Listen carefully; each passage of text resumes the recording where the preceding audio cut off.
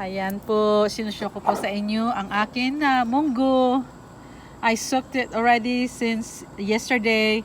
So para mamaya pag niluto ko po, easy na po siya. Hindi na po matagal lutuin kasi 'di ba? Ano na po siya, nakabuka na. Ayan po, 'di ba? Magiging bean sprout na po 'to kung hahayaan ko lang.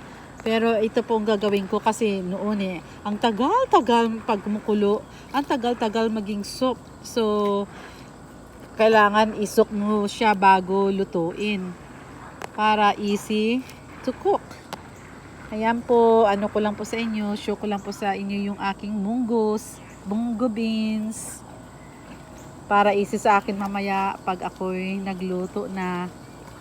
Pag hinalo ko na po yung munggo ko para masarap kainin, lutong-luto, hindi po yung matigas-tigas. So, tama na po to. Ayan, nakabukaka na siya Pag ilang days na to, magiging bean sprout na po to So, thank you guys for watching. Thanks for all your support. Paalam.